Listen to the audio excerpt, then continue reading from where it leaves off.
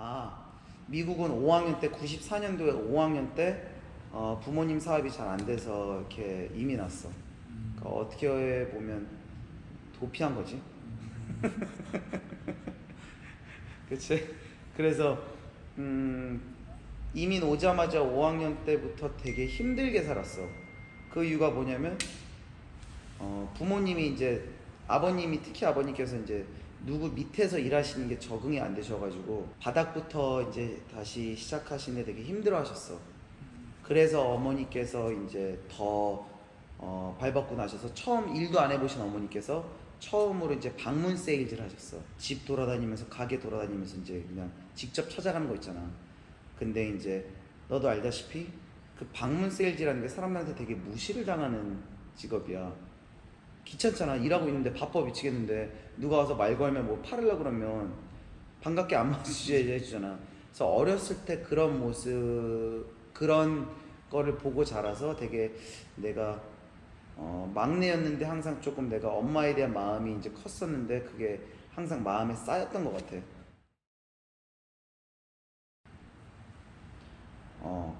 그래서 우연히 운동을 시작했는데 항상 어렸을 때부터 운동을 해왔어. 한국에선 축구, 미국에서는 축구를 사람들이 많이 인기가 없기 때문에 농구를 바꿨는데 농구 선수로 중학교 때, 고등학교 때 이제 시절을 보냈고 항상 농구 때문에 항상 나 혼자 연습하는 게 되게 몸에 뱄었어. 축구할 때부터. 그 연습이 좋았어. 나 혼자 하는 연습. 누구랑 같이 하는 건 그렇게 재미없었고 혼자 하는 게 항상 재밌었어.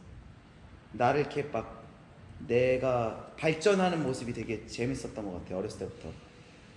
그래서 고등학교 때 농구를 놀고 이제 대학교 때 이제 키가 조그마한 이유로 이제 농구 선수 생활을 접어야 됐었고 자연스럽게 내 친형 때문에 육체미 운동이란 걸 시작을 했는데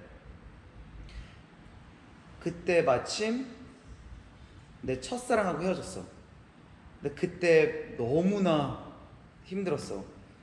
그래가지고 그 아픈 마음을 운동으로써 달랬는데 그때 이제 내 감정을 끌어내는 법을 배웠어. 나의 답답함, 나의 아픈 마음 구석들, 어렸을 때 봐온 그런 쌓여있던 것들, 감정들. 그래서 감정을 싣고 운동하니까 내가 또라이가 되면서 운동을 했는데 그게 너무나 중독적이더라고. 너무나 기분이 좋더라고. 운동 끝나고 나면 내가 꼭 다른 사람이 된 기분?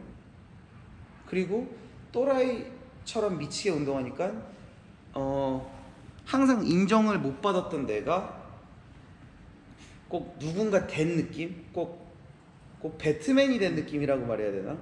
그래서 그렇게 운동하면서 몸이 이제 되게 빨리 변했어. 운동하는 방법 아무것도 몰랐어. 식단도 뭐를 먹어야 될지도 몰랐고. 근데 역시 그때 내가 배운 게 뭐냐면 역시 뭔가를 미치게 했을 때는 결과가 좋구나. 미쳤을 때는 결과가 안 좋을 수가 없더라. 그때 몸이 내가 진짜 빨리 변했던 것 같아. 감정을 끌어내는 법, 또라이처럼 운동하는 법, 뭐 하나에 진짜 빠져서 뭔가를 이렇게 끌어내는 법, 그거를 지금의 나를 만들어준 것 같아. 처음에 운동을 한 게 이제 동네 헬스장 24hour이라는 그런 헬스장이야. 거기서 처음 운동을 시작했고 자전거를 타고 항상 거기 갔었어. 거기 한 몇 블락 떨어져 살았었거든. 근데 거기서 나보고 트레이너를 해보래. 난 싫다고. 난 트레이너 같은 거 안 한다고. 왜냐면 그 당시 20년 전이니까 거의 그때는 트레이너가 인정받는 직업이 아니었거든. 한국 사람한테는, 한인들한테는. 흑인들하고 이제 조금 이렇게 남미 분들께서 이제 하시는 그런 직업이었거든. 싫다고. 근데 그때 대한항공에서 일하고 있었는데 내가 거기서 잘렸어. 하도 농땡이를 펴서. 근데 참고로 내가 대한항공 전에 10가지의 다른 아르바이트가 있었는데 다 잘렸어. 왠 줄 알아? 맨날 농땡이 피고 잔머리 굴려서 게을렀었어. 근데 그래서 대한항공에서 잘리고 다른 잡을 내가 찾으려고 하는데 안 잡히더라고. 그래서 트레이너를 그냥 다른 잡 찾을 때까지, 아르바이트 찾을 때까지 내가 찾기 전까지만 그때 하기로 내가 하고 시도해봤어. 너무 근데 적성에 잘 맞더라고. 내가 원래 잔소리하는 거 되게 좋아하거든. 누구 챙겨주는 거 좋아해. 그러고 수다 떠는 거 좋아하는데 너무나 그게 잘 맞더라고. 그래서 처음으로 내가 농땡이 안 피고 잔머리 안 굴리고 나도 모르게 되게 자연스럽게 잘했던 것 같아. 내 성격하고 되게 잘 맞았던 것 같아. 그러면서 손님들이 좋아하니까 나를 또 인정해주고 거기에 또 빠졌던 것 같아. 그래서 내가 트레이너에 가장 잘 맞는 적성은 뭐냐면 내가 어렸을 때부터 잔머리 굴렸어도 항상 마음이 따뜻했었어. 근데 그 따뜻한 마음이 내가 손님들한테 잔소리라고 내가 오지랖을 넓게 챙겨줬을 때 그게 손님은 진심으로 받아들인 것 같아.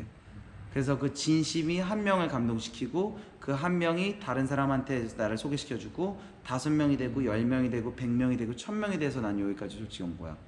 나는 내가 연예인 트레이너하고 바디빌딩 시합 이기고 그것 때문에 내가 여기까지 왔다고 생각 안 해. 그것들이 나를 도와줬어.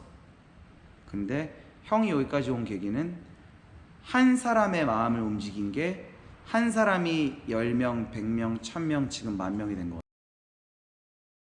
네. 영화배우 이병헌 씨.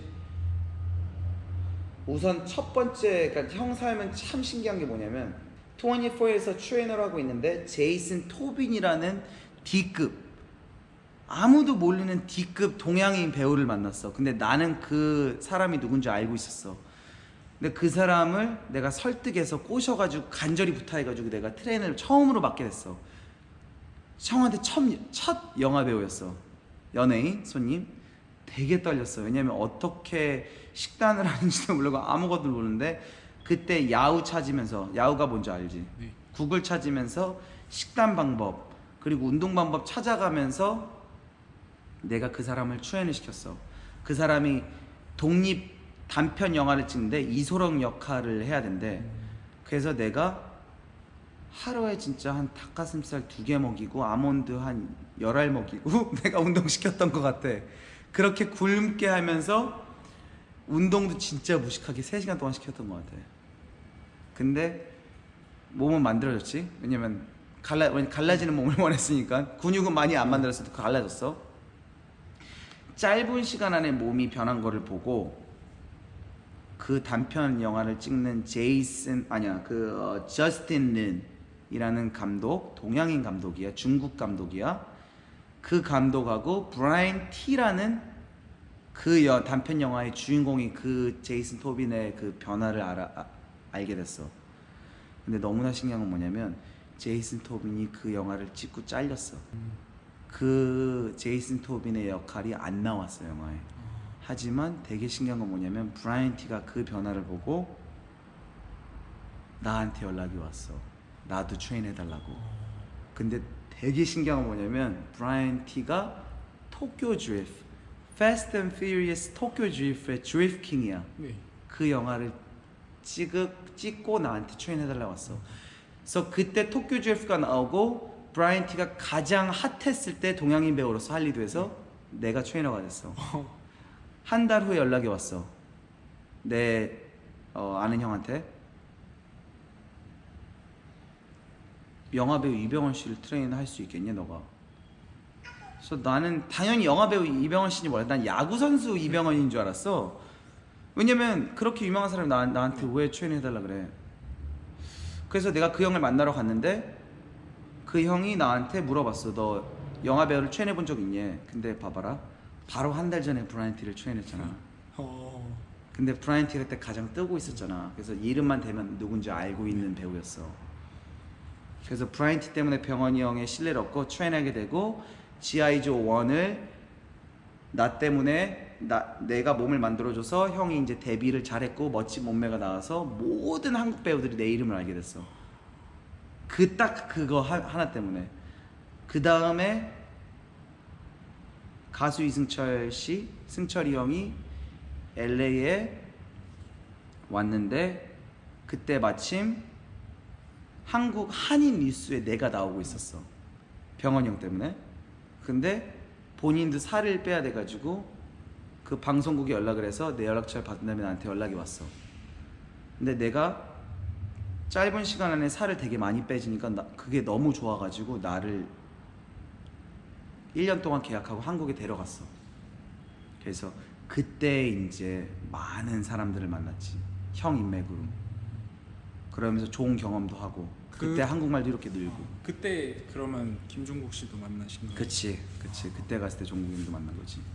그때 종국이 형하고도 시간 많이 보내고 운동하고 그때 종국이 형이 나의 이제 내가 종국이 형한테 신뢰를 얻게 된 거고. 그때 한국에서 이제 승철이 형하고 한 계획들이 조금 이제 파산이 됐었어. 왜냐하면 그때 형이 너무 어렸고 철이 없었어. 그때 24이었어. 지금 36이야.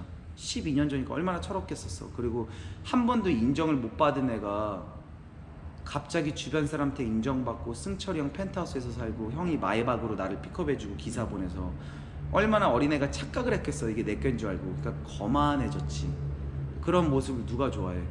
되게 겸손하고 착하고 성실했던 아이로 봤었는데 거만해진 나를 누가 좋아하겠어. 그때 그래서 승철이 형하고 계획들이 다 무산이 됐어.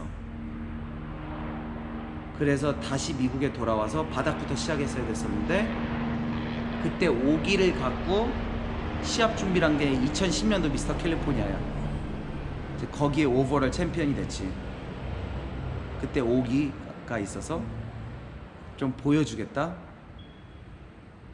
근데 이제 뒤돌아보면 그때가 가장 나한테 필요했던 시간이었지.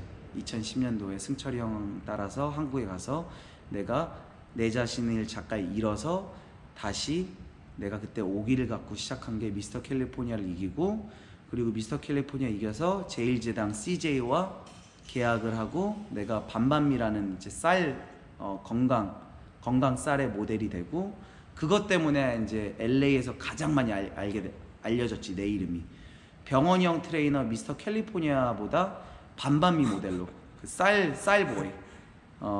왜냐면 CJ가 나를 엄청 그때 푸시했거든. 신문에 매일 일면 광고로 나오고 마켓에 다 빌보드가 내 얼굴이 붙여있고 그리고 매일 광고 나오고 TV에. 그래서 그것 때문에 형이 완전히 이제 인지도가 올라가게 됐지. 온 LA 한인타운 사람들은 다 이제 내가 누군지 알게 됐지. 그것 때문에. 그러니까 그 계기로 조그만 사무실에 300스퀘어피트가 되는 단칸방 사무실, 거기서 내 PT샵을 처음으로 차렸어. LA에 그때 PT샵이라는 개념이 없었어. 형이 처음 시작한 거야, LA에서. 그때가 자신 있게 말할 수 있어, 그거는. 그때가 몇 년도? 2010년도. 캘리포니아 이거 곧바로 했어. 그래서 그때 조그만 사무실에서 바퀴벌레가 나오는 더러운 사무실에서 엄마한테 1,000만 원이라는 돈을, 어머니한테는 그때 되게 큰 돈이었어. 왜냐면 어머니 돈이 많이 없으셨거든. 그 1,000만 원을 빌려서 더러운 사무실에 형 PT샵을 차렸어. 그래서 열자마자 잘 됐어. 그 반반미 광고 때문에. 거기서 2년 동안 3천만 원을 모아가지고 내가 1,000스퀘어피트, 그거의 3배가 되는 PT샵을 열었어. 3천만 원으로. 당연히 엄마 돈은 갚고. 그치. 그랜드 스파라는 그런 건물에서 거기서 7년 동안 진짜 어마어마한 사람들을 트레인했어. 거기서 한 진짜 하루에 한 12명씩 월요일부터 토요일까지 진짜 일요일만 쉬고 진짜 한 7년 동안 달린 것 같아. 어마어마한 사람들을 트레인했어. 그래서 거기서 이제 돈을 많이 모아가지고 지금의 헬스장을 오픈한 거야.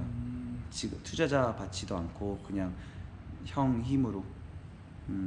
그래서 지금 이 정도 단독 건물을 이제 이렇게 단독 건물, 단독 파킹랏을 쓰면서 이제 이런 형이 항상 원했던 짐을 오픈할 수 있었던 거야.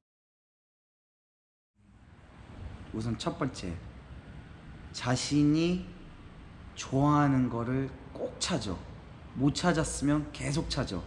두 번째, 좋아하는 걸 찾았으면 주변 사람들, 가족들, 그리고 환경이 좋아하는 거를 그만하라고 말해줄 거야. 절대 듣지 말고 내 아이가 좋아하는 거를 지켜. 절대 포기하지 마. 그러면 형처럼 잘 돼. 시간 문제야. 좋아하는 걸 찾았으면 시간 문제야. 누가 그거를 안 포기하고 안 내려놓은 사람은 100% 잘 돼. 자기가 좋아하는 걸 찾았는데 만약 안 됐어, 그러면 포기한 거야. maybe 바로 앞에서 포기했을지도 몰라. 포기 안 하는 자가 성공하는 거야, 결론은. 근데 좋아하는 거를 해야지만 포기 안 할 수 있지. 되게 성공은 되게 간단해. 자기가 좋아하는 거를 포기 안 하고 졸라 열심히 하면 돼. That's it.